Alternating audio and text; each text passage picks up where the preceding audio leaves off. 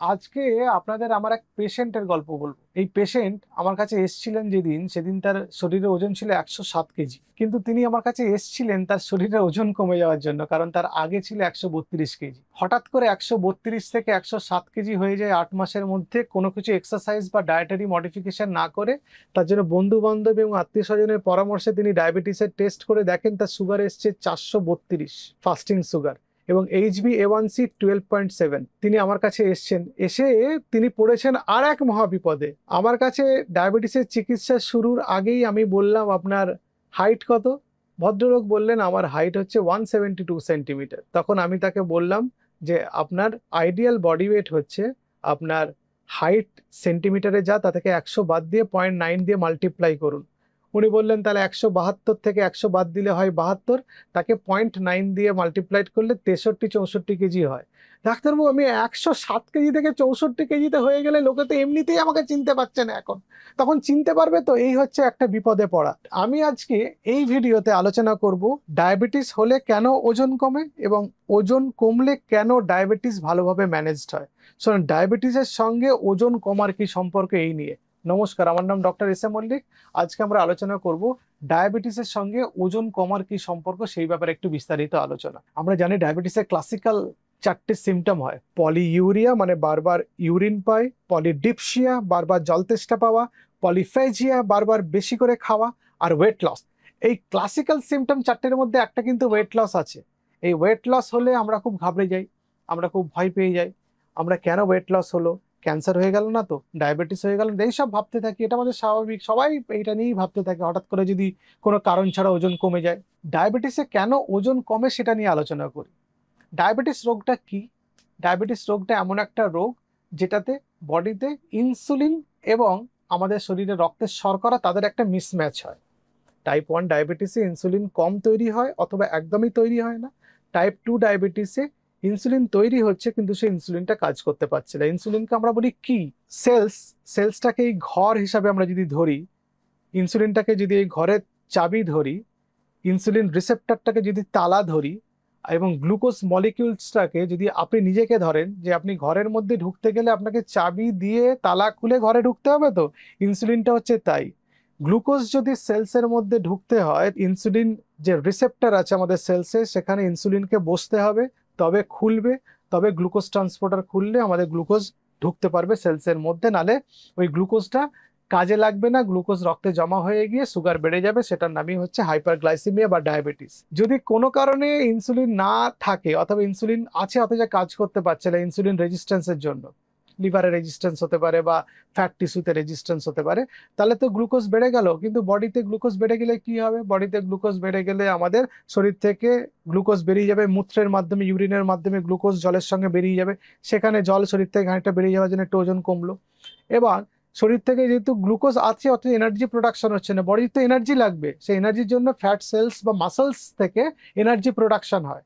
তখন মাসল এবং fat sell নষ্ট হতে থাকে, ডিপ্লিটেড হতে থাকে, সেই জন্য ডায়াবেটিস ওজন কমে। তাহলে আজকে আপনি জেনে গেলেন যে ডায়াবেটিস হলে, যেটা যদি কন্ট্রোলে না হয়, কেন ওজন কমে। এবার আসি আমার ওই 107 কেজির পেশেন্টের কথায়। সে তো পড়েছে মহা বিপদে, এসে পড়েছে আমাদের কাছে। আমরা বলেছি আরো ওজন কমাতে হবে। কি হয় ডায়াবেটিসে, যদি কারো ডায়াবেটিস থাকে, তার যদি ওজন কমে, বা আমরা যদি তাকে ওজন কমাতে বলি, সে যদি ওজন কমাতে পারে বা তিনি যদি ওজন কমাতে পারেন, তাহলে তার কি উপকার হতে পারে? বডি ওয়েটের 5 থেকে 7% ওজন কমিয়ে ফেলতে পারেন, তার চান্স অফ ডায়াবেটিস 50% কমে যাবে। আমি বলছি না, আপনি ইন্টারনেটে গিয়ে সার্চ করুন, অনেক পেপার পেয়ে যাবেন, সেখানে লেখা আছে বডি ওয়েট কমলে ডায়াবেটিস হওয়ার সম্ভাবনা কমে। ডায়াবেটিস কমার জন্য শুধু বডি ওয়েট কমিয়ে ফেললেই হবে, আপনাকে ওষুধ খেতে হবে না। তাও কতটা ওজন কমাতে হবে? মাত্র 5 to 7%। যার 80 কেজি ওজন, সে যদি 4 কেজি কমায়, তার চান্স অফ ডায়াবেটিস 50% কমে যাবে। দারুণ দারুণ তথ্য। এই তথ্যটা আপনি মাথায় রাখতে পারেন, যে আপনি যদি ওজন কম করে ফেলেন, তাহলে আপনার তো ডায়াবেটিসের সম্ভাবনা কমে যাবে। শুধু তাই না, আপনার যদি ডায়াবেটিস থাকে এবং আপনি যদি ওজন কমান, তাহলে আপনার ইনসুলিন রেজিস্ট্যান্স কমবে। ইনসুলিন রেজিস্ট্যান্স কমলে আপনার ইনসুলিন বেটার ওয়েতে কাজ করবে, তার জন্য সুগারের ডোজ, ওষুধের ডোজ কমবে, আপনার খরচ কমবে। নাম্বার 1। নাম্বার 2, আপনার ওজন কমলে আপনার ব্লাড প্রেশার কমবে। নাম্বার 3, ওজন কমলে আপনার ফ্যাটি লিভার কমবে। নাম্বার 4, ওজন কমলে আপনার কোলেস্টেরলের প্রবলেম কমবে। নাম্বার 5, ওজন কমলে আপনার কার্ডিওভাস্কুলার ডিজিজের রিস্ক কমবে, যেটা অ্যাথেরোস্ক্লেরোটিক কার্ডিওভাস্কুলার ডিজিজ, এবং নাম্বার 6, ওজন কমলে আপনার ডায়াবেটিক নিউরোপ্যাথির সম্ভাবনা কমবে। তাহলে আবার এতগুলো যদি ওজন কমলে আপনার সমস্যার সমাধান হয়ে যায়, ওষুধ খেতে যদি না হয়, চিকিৎসার খরচা কমে যায়, তাহলে আপনি ওজন কমাবেন না কেন? বিনে পয়সায় যদি হেঁটে ভালো ডায়েট করে যদি ওজন কমানো যায়, এবং ডায়েট করলে খাবার খরচা কমে, সেটা আমি আগে অনেক ভিডিওতে বলেছি। আপনি যদি প্রপার ডায়েট করেন আপনার খাবার খরচাও কমবে, ফলে ওজন কমলে আপনার ওষুধের খরচা কমলো, আপনার খাবার খরচা কমলো, ওভারঅল খরচা কমলো। সেই খরচাটা আপনি অন্য কাজে ইনভেস্ট করতে পারেন, ছেলে মেয়ের পড়াশোনার কাজে লাগাতে পারেন, বেড়াতে যেতে পারেন, অন্য কাজে ইনভেস্ট করতে পারেন ভবিষ্যতের প্ল্যান হিসাবে। নাকি বেশি বেশি করে খেয়ে ওজন বাড়িয়ে, রোগ বাড়িয়ে, ওষুধের সংখ্যা বাড়িয়ে, খরচ বাড়িয়ে নিঃস্ব হয়ে যাওয়াটা ভালো কাজ? সেটা মোটেই ভালো কাজ না। সুতরাং ওজন কন্ট্রোল করার চেষ্টা করুন। আবার ওজন কমলেও ঝামেলা, অনেক সময় ডায়াবেটিস থেকে মানে যে কমপ্লিকেশন গুলো হয়, মানে অ্যাডভান্স কিডনি ডিজিজ বা ওইগুলোতে, সেগুলোতে আমাদের খিদে কমে যায়, তখন আবার ওজন কমে, তখন আবার বিপদ, বুঝতে হয় যে আবার ওখানে কোনো গন্ডগোল হচ্ছে কিনা। টাইপ 1 ডায়াবেটিসে যখন আমাদের মেটাবলিজমের রাইটওয়ার্ড শিফট হয়, তখন কিন্তু আবার ওজন কমতে আরম্ভ করে। যখন কিটোসিস শুরু হয়, মানে শরীরের মধ্যে ডায়াবেটিক কিটোঅ্যাসিডোসিস বলে একটা প্রবলেম হয়, সেটা যখন শুরু হয়, তখন মেটাবলিজমটা কিছুটা বেড়ে যাওয়ার জন্য আবার ওজন কমে যায়। তখন সেইটাও আমাদের মাথায় রাখতে হবে যে কিটোসিস হচ্ছে কিনা, তখন ইউরিন টেস্ট করে আমাদের বুঝতে হয়। ডায়াবেটিসে খারাপ জিনিস হতে পারে না, মানে সেটাও ওজন বডি কমায় কিন্তু আমাদের শরীরের ভালোর জন্য। মনে করেন কিডনি অসুখে খিদে কমে গিয়ে ওজন কমছে, বডিতে আসলে অত খাবার কিডনি নিতে পারছে না, সেজন্য ওজন কমিয়ে দিচ্ছে, সেটা কিন্তু একটা প্রোটেক্টিভ রেসপন্সের মতো। কিন্তু খুব তো ওজন কমে গেলে লোকে বেঁচে থাকতে পারে না, সেটা আমাদের নিউট্রিশনিস্টের পরামর্শ নিয়ে, হিসেব করে, ক্যালোরি ইনটেক করে আমাদের শরীরে ওজন ব্যালেন্স করতে হয়, নিয়ন্ত্রণ করতে হয়। এবার টাইপ 1 টাইপ 2 ডায়াবেটিসে ইনসুলিন নিচ্ছে, তাতে ওয়েট গেন হতে পারে, কিন্তু টাইপ 2 ডায়াবেটিসে আপনার ওয়েট কন্ট্রোল কিভাবে হবে সেটা কিন্তু 3টে জিনিসের উপর ডিপেন্ড করে। আপনার ইনসুলিন, মানে শরীরে ইনসুলিন পায়, বাইরে থেকে যদি কিছু ইনসুলিন নেন সেটা, আপনার কার্বোহাইড্রেট ইনটেক, আর আপনার এক্সারসাইজ। এবার কার্বোহাইড্রেট কাউন্টিং করতে হয়।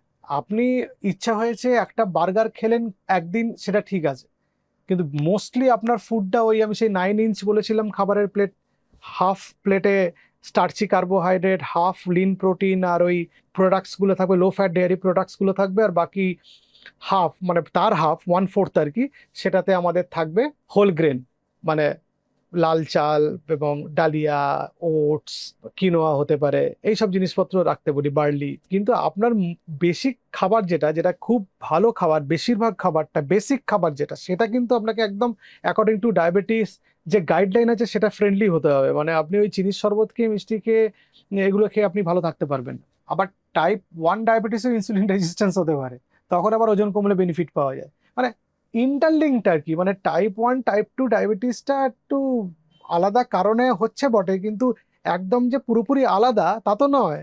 দুটোতেই ইনসুলিন লাগে, ইনসুলিন রেজিস্ট্যান্স একটাতে হতে পারে, একটাতে ইনসুলিন কম তৈরি হতে পারে, কিন্তু বাইরে থেকে ইনসুলিন দিতে হচ্ছে। আলটিমেটলি আমরা ইনসুলিনের কাজটাকে বাড়াচ্ছি ট্রিটমেন্টের মাধ্যমে। দুটো ট্রিটমেন্টেই তাই আর কি, সেটাই করার চেষ্টা করা হচ্ছে। কারণ বডির বাইরে গিয়ে আপনি কিছু করতে পারবেন না, বডির কোনো ডায়াবেটিস কন্ট্রোলে আপনার বডির যথেষ্ট ভূমিকা আছে, শুধু ওষুধ আর ডাক্তার আর টেস্টের ভূমিকা নেই।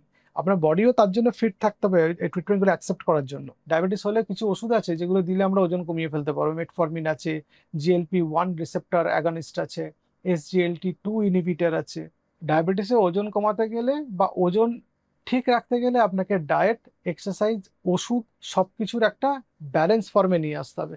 কার্বোহাইড্রেট কাউন্টিং করতে হবে, কতটা কার্বোহাইড্রেট খেলেন, একটা হিসেব করতে হবে মোটামুটি। অনেক অ্যাপ আছে যেগুলোর মধ্যে কার্বোহাইড্রেট কাউন্টিং আপনি করে ফেলতে পারবেন, সেটা দিয়ে করবেন। সেটা আপনাকে ইন্টারনেটে দেখে নিতে হবে আর কি, কিভাবে কার্বোহাইড্রেট কাউন্টিং করবেন, কতটা কার্বোহাইড্রেট খেলেন। দরকার হলে একজন ভালো ডায়েটিশিয়ান বা একজন নিউট্রিশনিস্টের আপনি পরামর্শ নিতে পারবেন।